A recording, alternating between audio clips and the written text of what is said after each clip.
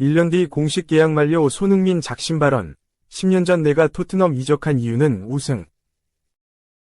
손흥민이 토트넘에서 10년 동안 뛴 원동력은 우승이었다. 꼭 토트넘에서 우승을 하고 싶었다. 공식적인 계약 만료까지 한 시즌을 앞둔 상황에 특별한 시즌이 됐으면 좋겠다 라고 말했다. 손흥민은 24일 한국 시간 영국 공영방송 BBC와 인터뷰에서 한 팀에서 10년 동안 뛰면서 많은 걸 이뤄냈다고 생각한다. 늘 일관적인 경기력을 유지해야 하고 구단과 팬들에게 무언가를 돌려줘야 한다. 전에도 말했지만 난 토트넘에서 우승을 하고 싶다. 우승을 하기 위해 토트넘에 왔다. 올해는 정말 특별한 시즌이 되었으면 좋겠다 라고 다짐했다. 2015년 레버쿠젠을 떠나 토트넘에 입단한 손흥민은 10시즌 동안 프리미어리그 무대를 누비고 있다. 데뷔 시즌 에릭 라메라에게 밀려 벤치에 머무는 시간이 많았지만 2016에서 17시즌부터 영향력을 발휘했다. 해리 케인 부상을 홀로 메우면서 팀 핵심 선수 중 한 명으로 급부상했고 프리미어리그 톱클래스 공격수로 성장했다. 토트넘 전성기 시절엔 맨체스터 시티전 등에서 맹활약의 구단 최초 유럽 축구연맹 챔피언스리그 결승 진출까지 해냈다. 지난해 여름 해리 케인까지 바이에른 뮌헨으로 떠나면서 황금기를 함께했던 동료들이 대부분 토트넘을 떠났다. 손흥민은 10년 동안 토트넘을 지키며 베테랑이자 캡틴으로 팀 기둥이 됐다. 2023-24 시즌엔 그동안 뛰지 않았던 톱 자리에서 케인 공백을 메웠는데 토트넘 역대 최다골 단독 5위의 개인 통산 4번째 프리미어리그 이달의 선수상을 손에 쥐면서 티에리 앙리, 앨런 시어러, 프랭크 램파드 등 전설들과 어깨를 나란히 했다. 손흥민보다 많은 수상을 기록하고 있는 선수는 해리 케인과 세르히오 아구에로 이상 7회, 스티븐 제라드, 크리스티아누 호날두 이상 6회, 웨인 루니, 로빈 판 페르시 이상 5회까지 단 6명이었다. 프리미어리그 31라운드 웨스트햄 원정길에서는 토트넘 통산 400경기 출전에 성공했다. 토트넘과 작별하기 전까지 주장완장을 팔에 둘렀던 위고 요리스 447경기가 1위에 있고 지난해 여름 바이에른 뮌헨으로 떠난 영혼의 단짝 런던 부부 해리 케인 435경기 2위였다. 토트넘에서 압도적인 기록에 살아있는 전설로 불렸지만 레스터 시티와 개막전 이후 무지성, 호평이 쏟아졌다. 영국 방송 해설가 크레이그 벌리는 손흥민에게 오만하다 라면서 몇몇 패스와 슈팅에서 그런 것들이 느껴졌다. 너무 쉽게 생각했다. 경기에서 질 수 없다고 생각하는 것 같았다. 레스터 시티를 압도하고 있어서 곧 추가골이 터질 거라는 오만함까지 느껴졌다. 라며 피치 위에서 태도를 지적했다. 영국 매체 풋볼 365는 손흥민은 이제 과거형이다. 한때 토트넘 공격의 완벽한 선택지였지만 이제는 아니다. 많은 공격 옵션 중 하나다. 손흥민은 상승 곡선에 있는 선수가 아니다.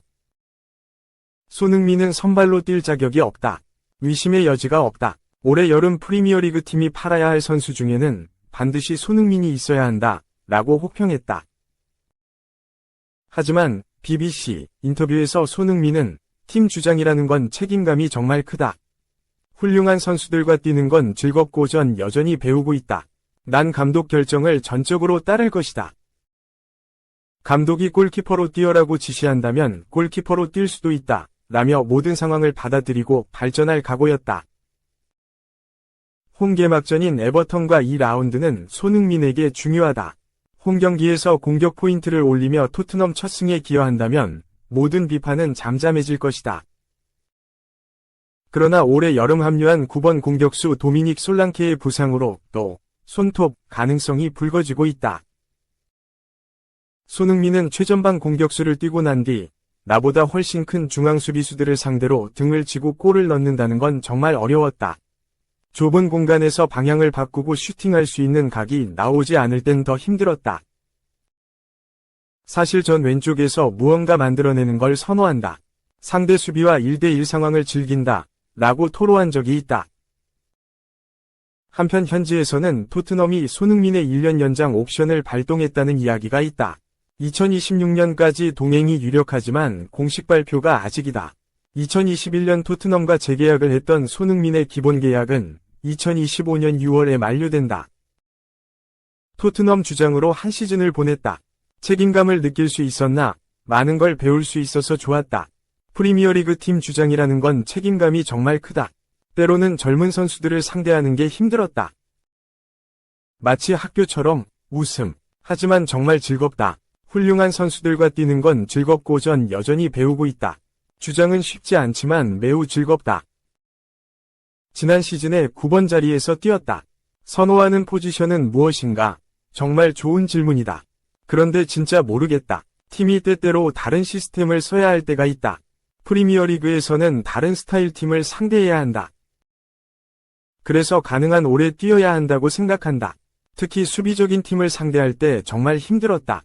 나보다 훨씬 큰 중앙 수비수들을 상대로 등을 지고 골을 넣는다는 건 정말 어려웠다. 특히 좁은 공간에서 방향을 바꾸고 슈팅할 수 있는 각이 나오지 않을 때는 더 그랬다.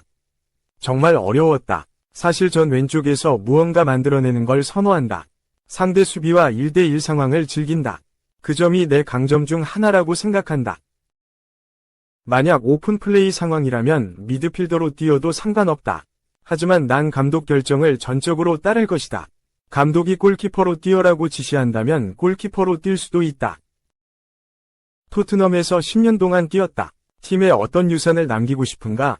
한 팀에서 10년 동안 뛰면서 많은 걸 이뤄냈다고 생각한다.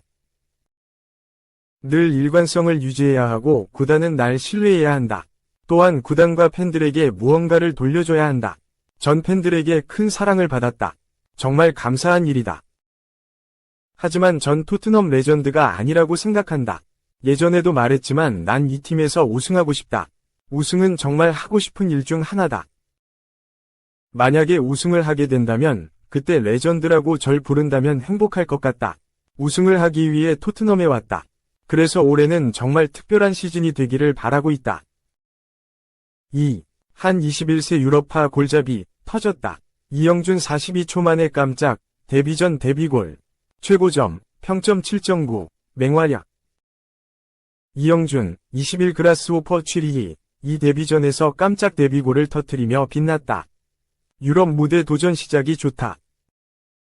그라스호퍼는 25일 한국 시간 스위스 취리히의 스타디온 레치그룬트에서 열린 스위스 슈퍼리그 5라운드에서 FC 시옹을 3에서 1로 꺾었다. 그라스호퍼의 4-3-3 포메이션에서 중앙 공격수로 선발 출전한 이영준은 경기 시작 42초 만에 선제골을 터뜨렸다. 유럽 무대 진출 후 첫 공식 경기에서 득점포를 가동했다. 이영준은 중원에서 길게 넘어온 공을 침착하게 왼발로 잡아둔 뒤 절묘한 오른발 슈팅으로 왼쪽 골문을 갈랐다. 골키퍼는 역동작에 걸려 이영준의 슈팅을 바라만 봤다.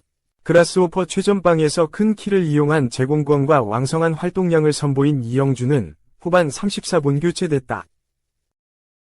축구 통계 전문 매체 풋몹은 이영준에게 평점 7.9를 줬다. 그라스호퍼 공격진 중 최고 점수다. 매체에 따르면 이영준은 1득점을 비롯해 패스 성공률 87%, 23분의 20, 크로스 성공 1회, 가로채기 2회, 공중볼 경합 성공 80%, 5분의 4를 기록했다. 이영준은 지난 20일 바이에른 뮌헨과 프리시즌 친선 경기에도 출전했다. 후반 시작과 함께 투입돼 다요 우파메카노, 김민재, 레온 고레츠카 등 정상급 선수들과 맞붙어 봤다. 재능을 확인한 그라스호퍼는 이영준을 빠르게 경기에 투입할 심산이었다.